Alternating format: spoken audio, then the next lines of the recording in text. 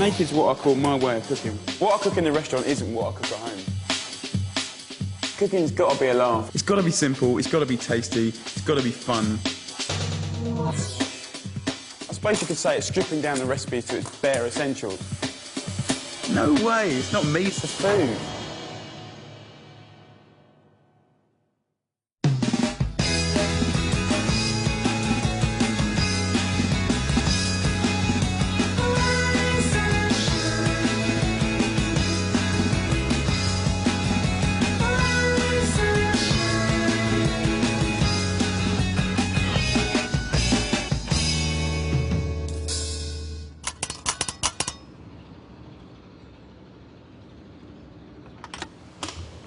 You're early. What is this, the element of surprise? Come in, have a cup of tea. What are you up to today, Jamie? Well, I've got my Uncle Alan coming round, and he's bringing all my cousins with him, and he's popping off to the boat show, so I'm sort of left babysitting. So I've got to keep them amused. But they're going to come back later, and I'm going to cook them some dinner, so I'm going to make, we're going to have a bit of a pasta fest, and I'm going to make 2 different types of ravioli, and a thing called semi-freddo, which is pretty much like ice cream, but a bit more funky. So I'm going to see my mate Patricia, who's got a really nice cheese shop, because the pasta's got quite a bit of cheese in it, and she always really looks after me. So I better get cracking, really. I've got to get dressed. I'm going to knock up a bit of lunch before I go out, and get on with the day.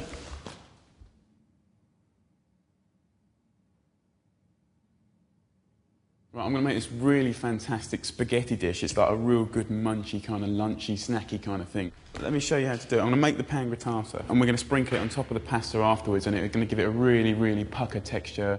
What it is crispy breadcrumbs. You can use fresh bread if you want, but I personally, it's not as good really, because you have to fry it for longer then. But dried stuff is ideal. So just cut most of the crusts off. Don't be too worried about it.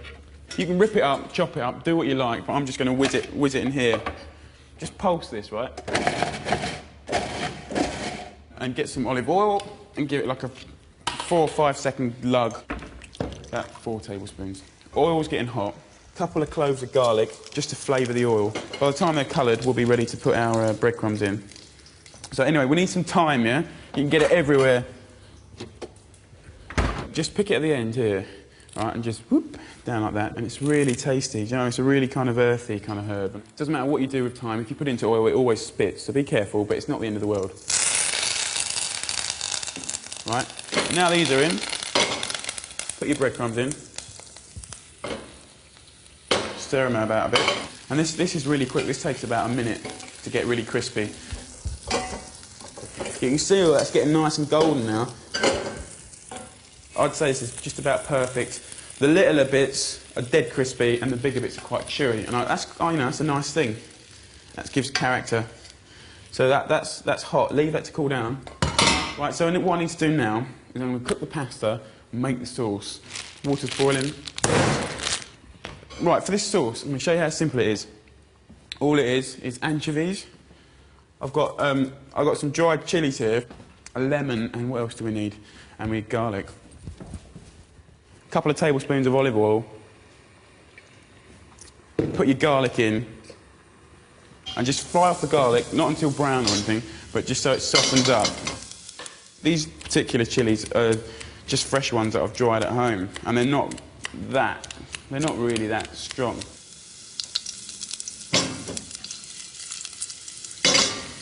About 5 anchovies.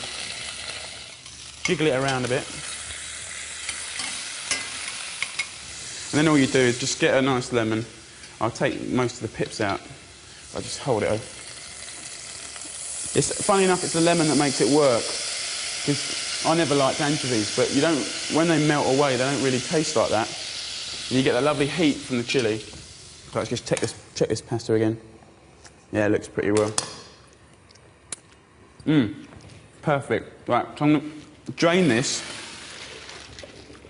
and then when it's still steaming hot, put it into that sauce. And you just swill it about and take it off the heat now. I'll turn the gas off.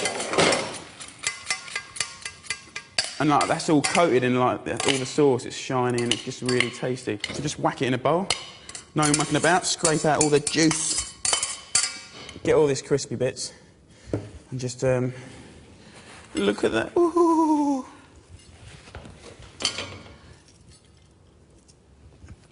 You know that tastes nice, don't you?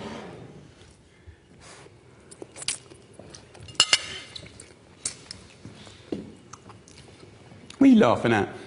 That's how you're supposed to eat it. Actually, I like these so much, I'm going to have some more.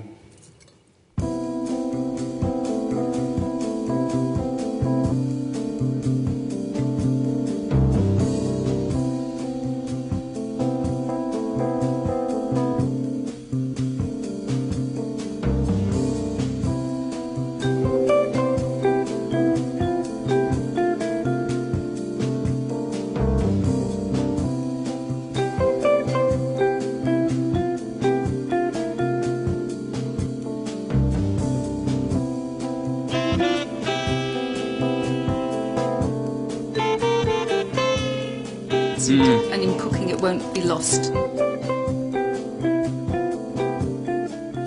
my god. I love pickled onions. Very soft, isn't it? Yeah, unfortunately. Very, very fresh. You're going to get me fat. Well, it's not bad. I like fat men. I want the men to have a little bit of meat on. You like me with a bit of meat on? Absolutely. Give me 6 more months and I might be there.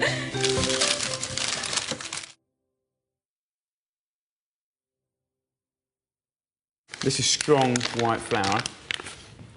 So I'll do 500 grams. Like everything, there's different recipes, but this is one that is very, very reliable and damn good. So what I'm going to do, 500 grams.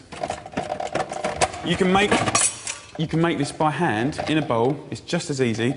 I'm going to do it in this because it just takes a little bit of work away. I put 2 whole eggs in, and then I'm going to put 8 egg yolks. And the reason that I'm putting 8 yolks in as opposed to 4 eggs is because the extra yolks, I feel, give it certain richness, which is just really beautiful. It's really silky, gives a wicked colour, and I just think, you know, it makes it what fresh pasta is, really, that richness.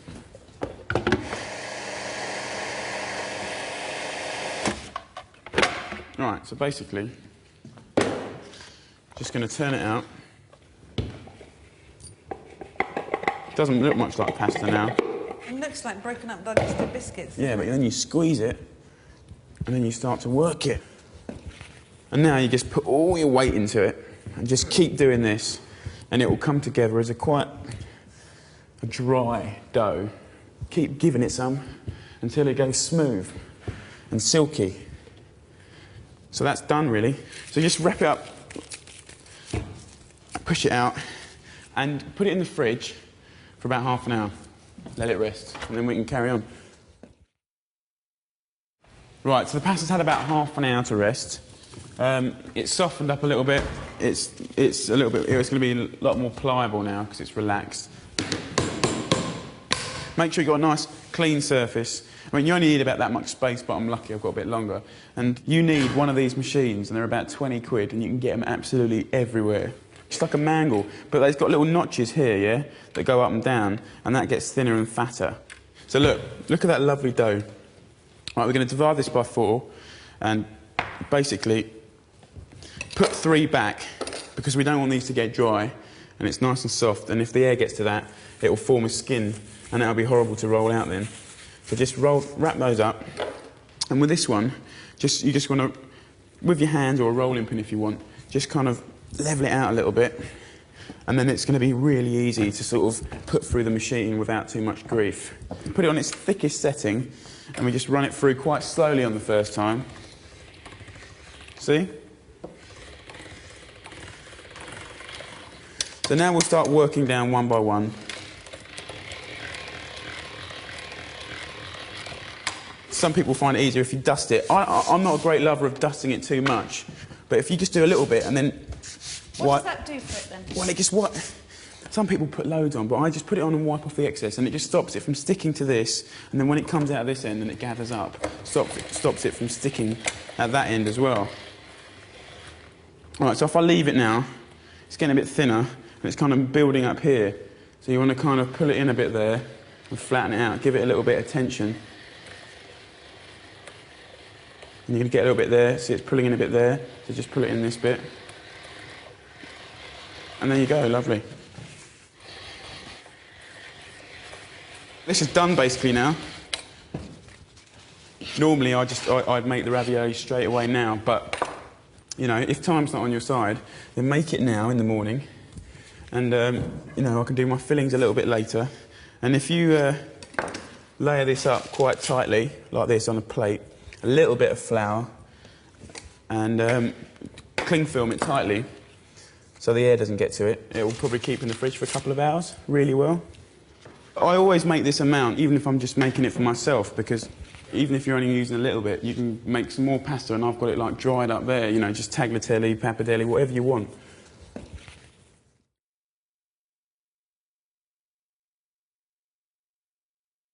I'm going to make the dessert now. It's a thing called semi-freddo, which at home is definitely the nearest best thing to ice cream. It's very flexible, you can do any flavour you like. And I'm going to do praline, which is basically caramel and roasted hazelnuts, which to me is just like the best combo. So what I need is 200 grams of caster sugar. It's not a hot pan, but it's heating up now. And I need about 3 or 4 tablespoons of water. And what this is going to do is loosen up the sugar, make it a syrup. And let me show you the hazelnuts. I've just roasted them until lightly golden. If you look at this sugar, it's starting to colour around the outside, very slowly. And then you just slush it about a bit, so it's even. Don't be too aggressive, just gently. So what's Uncle Alan like? He's coming round. Uncle Alan? Everyone said that he used to look like Cliff Richard. Cliff Richard. But I don't think he looks that much like Cliff Richard, but well, he certainly can't sing anyway. No, there's no way Alan could be like Cliff Richard, because Cliff Richard's never got married, and Uncle Alan's had 3 wives. This caramel now is light golden. Carefully pour them in. And what we're going to do now is just cook it for about another minute. Slush it about a bit. Cook it for another minute, and then look how gorgeous that looks. It's just shiny and golden. And what we're going to do, we're just toasting the nuts now, sort of, and they're both kind of impregnating the flavour into each other, really. The caramel's getting hazelnut, and the hazelnut's getting caramel. So I'm going to put it on a metal tray, but I mean, you can put it on a plate or anything that's not going to melt, really. And just put a bit of sunflower oil on, just a little drib. Rub it in, and this will stop it from sticking. And that's ready. Superb. So just pour it in the middle. Try and get all the sugar out. Be careful not to drip any on yourself, because that'll be very hot. And then just, with the bottom of your spoon, just push it out. So they're all flat. And then they'll cool down nice and quick. Right, so this praline's been cooling down now for about 25 minutes. And as you can see, it's like a big biscuit. It's all completely solid. But they're really, listen. Yee-hee.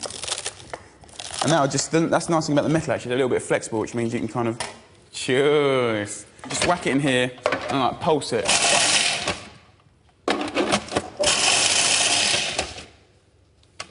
Perfect. You've got powder and you've got bits of chunk in there, which is ideal. Loads of flavour, loads of texture. So I can forget about this now. That's a nice thing. Flavour done. Right, now we just make the semi-freddo. With these 4 egg yolks, I need 50 grams of sugar. Okay, straight in there. And just whisk these together until they go pale.